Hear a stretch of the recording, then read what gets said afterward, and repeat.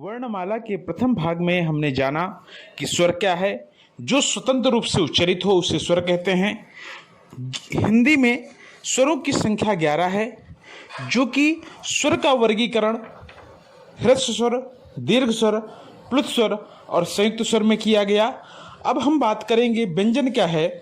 स्वरों की सहायता से जिन अक्षरों या वर्णों को बोला जाता है उसे व्यंजन कहते हैं। व्यंजनों की संख्या 33 है। हम इनको वर्गीय व्यंजन में विभाजित करके बात करेंगे। का वर्ग, इसके अंतर्गत का, खा, गा, घा, अंगा। चा वर्ग, चा, छा, जा, झा, इया। टा वर्ग, टा, ठा, डा, ढा, आड़ा। फिर बात करते हैं ता वर्ग की। ता, था, दा, धा, ना। फिर पा वर्ग, पा, फा, बा, भा, मा। ये 25 जो वर्गीय व्यंजन हैं, इन्हें स्पर्श व्यंजन या वर्गीय व्यंजन कहा जाता है। इनकी संख्या टोटल 25 होती है। इसके बाद अंतस्थ व्यंजन जो हैं वो हैं या, रा, ला और वा। इनकी संख्या 4 है। उस व्यंजन, इनकी संख्या भी 4 होती है। शा, शा, शा और हा। 3 प्रकार के सा होते हैं, एक तालव्य, एक मूर्धन्य और एक दंतव्य सा। ये मिलाकर के 25 और 4 अंतस्थ व्यंजन और 4 उष्म व्यंजन मिलाकर के टोटल 33 व्यंजनों की संख्या हो जाती है। तत्पश्चात हम बात करते हैं द्विगुणित व्यंजन डा और ढा होते हैं। संयुक्त व्यंजन छा, त्रा, ज्ञा और स्रा होते हैं। छा जो है का और शा के योग से बनता है, जबकि त्रा जो है ता और रा के योग से बनता है। ज्ञा जा और इया के योग से बनता है। स्रा शा और रा के योग से बनता है। इन्हें संयुक्त व्यंजन कहते हैं। अयोगवाह वर्ण है अंग और आहा। क्यों?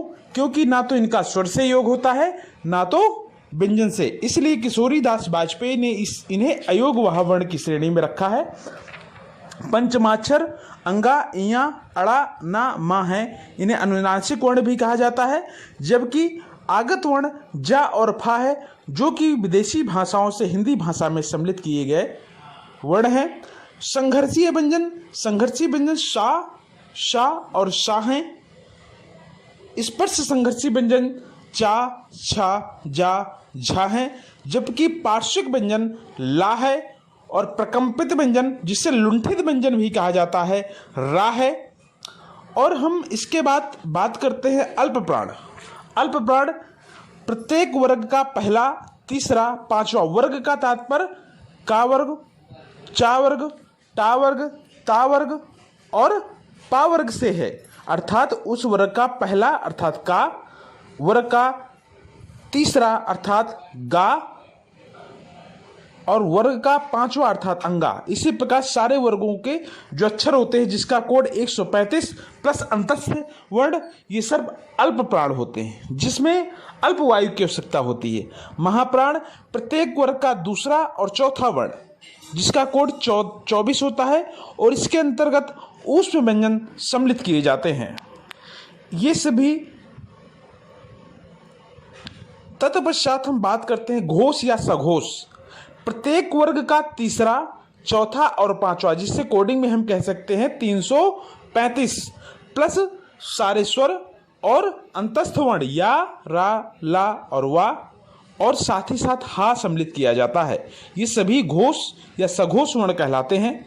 उसमें और अघोष वर्ण जो हैं, जो घोष से बचे हुए हैं, अर्थात वर्ग का पहला और दूसरा, साथ ही साथ सा, सा और सा, ये सभी वर्ण अघोष वर्ण कहलाते हैं। धन्यवाद। वर्णमाला के प्रथम भाग में हमने जाना